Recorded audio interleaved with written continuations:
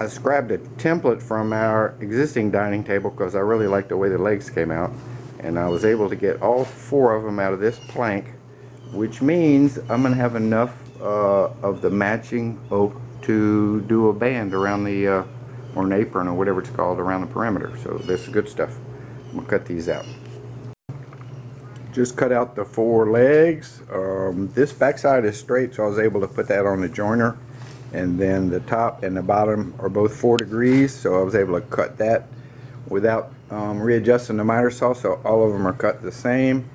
And then this face is parallel with this face, so after I jointed the back, I ran it through the table saw and cut off these little wedges. So right now the legs are all fairly accurate except for this curve, which I cut on the bandsaw. It is pretty sloppy, and I'll put the belt sander on it with some coarse grit and try to get a more pleasing curve before I go any farther with the legs. A fresh 50 grit belt on a belt sander, you can carve wood pretty quickly and do a good job if you're careful. Okay, so I got these, I got them marked 4, 4, 3, 3, 2, 2, etc. I'm getting ready to rip them right down the middle, and then I'm running through the thickness planer because I want to add another board in the middle. So we're going to rip them all at the same time and thickness plane them all at the same time, so they'll all be the same thickness, and then later on when we're re-gluing, I'll be able to match them because I got them numbered.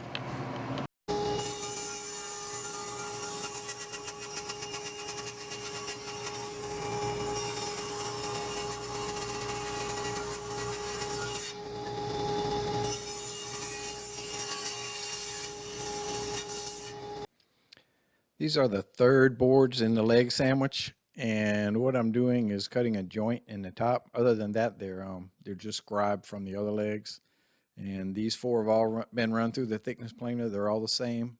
I'm cutting the joints right now. The legs are cut out and ready to glue together. Each leg will be a lamination of 3 pieces. I cleaned up some sycamore for the middle. I wanted a contrasting wood, but nothing that would contrast too sharply, like I didn't want mahogany or something, so I used sycamore. It's got a really cool grain pattern. So I'll have to glue these together, and at the same time glue this in here. This is going to be where the strength of the table comes from.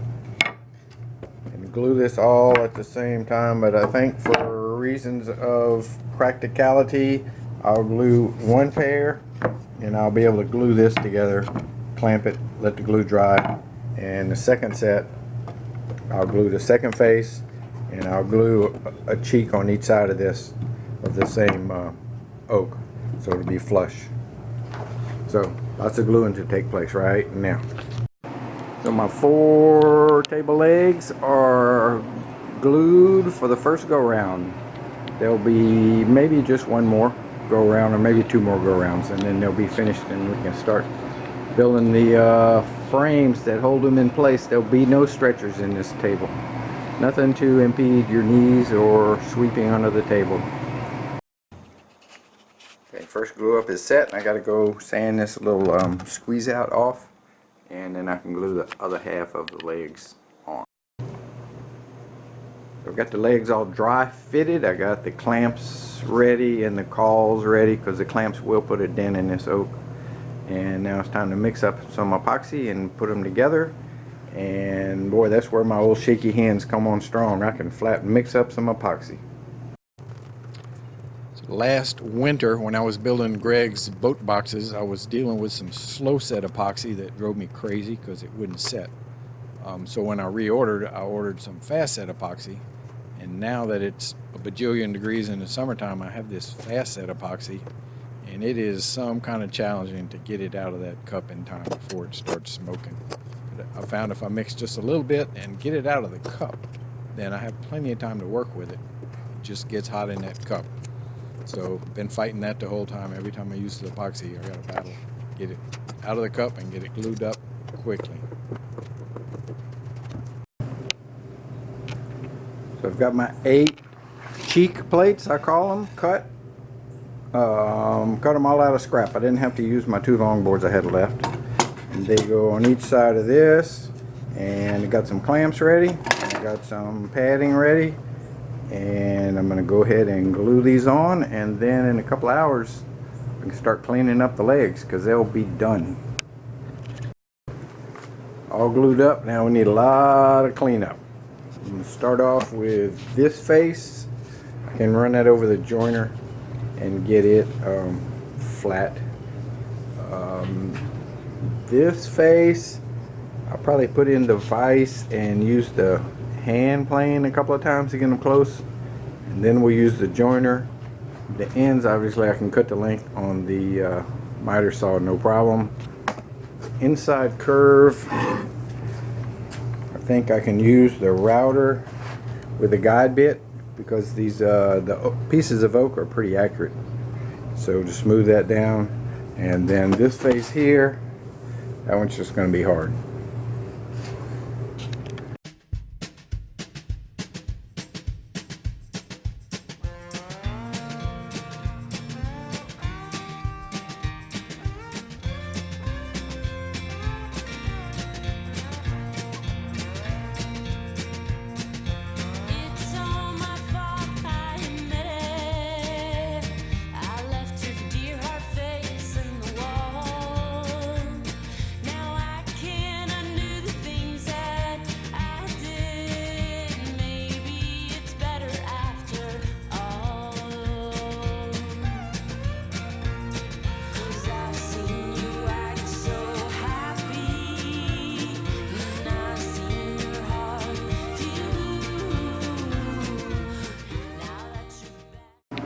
So 4 legs are totally cut out and rough sanded, and now I'm going to take a little round over bit and round over all the exposed edges.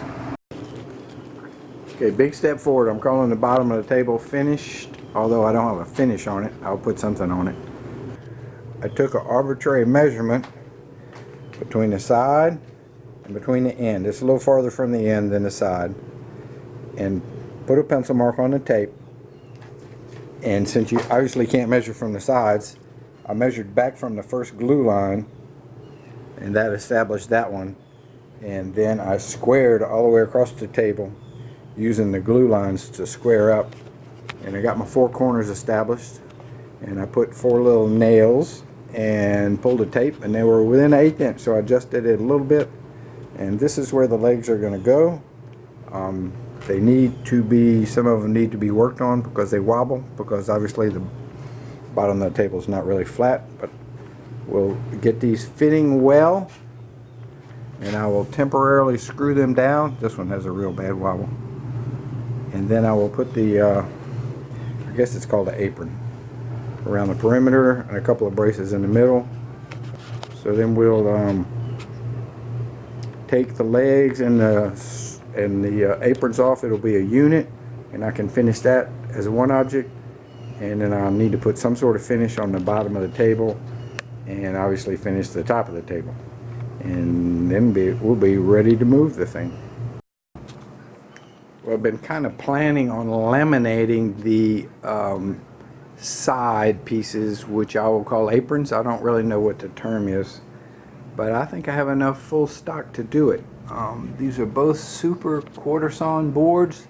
I can get 2 out of this one, which will be either 2 sides or a side and 2 ends, and I can get 1 out of this one. So we'll cut them up. We'll see how they fit. Okay, we got it all fit together. Fits pretty good. I got it dry clamped. I don't have any glue on anything yet.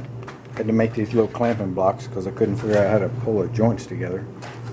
The ends will need to have a curve cut in the what will be the top, so they'll fit the underside of the table because it has a curve in the bottom.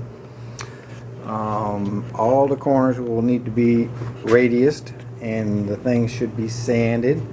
And then I will need to cut a rabbet, 4 of them, 2 on this side and 2 on this side for some braces that are going to go across here.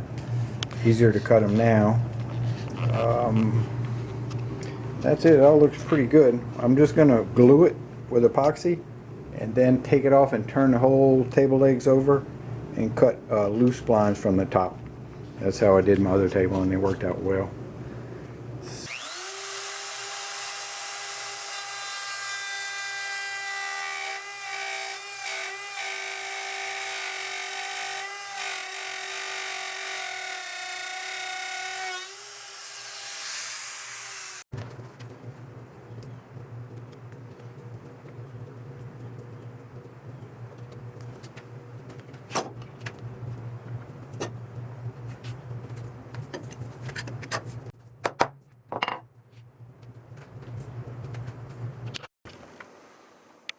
Okay, the perimeter boards are all glued up, so I can get rid of all these clamps and clamping blocks. And I've got the two middle stretchers cut and fit, and I have the arc scribed on them. I'll have to take them off, scribe the arc, and put them back, and then I'll just put a screw and some glue. And then the table will be finished except for sanding and finishing. These are the last two boards that go on it. The table is structurally complete. I put these two stretchers in today, and they're glued, and the glue is dry, and I put two 3-inch screws on each end, and I'm ready to remove all the pipe clamps and remove these screws and try to get it loose. I don't think it's stuck anywhere. I think the only spot the glue touched, I had blue tape, or I have cardboard on these, and get it ready to flip upside down so I can make the structural part of this joint. This is just a glue joint, so we're going to put some loose tenons in it from the top.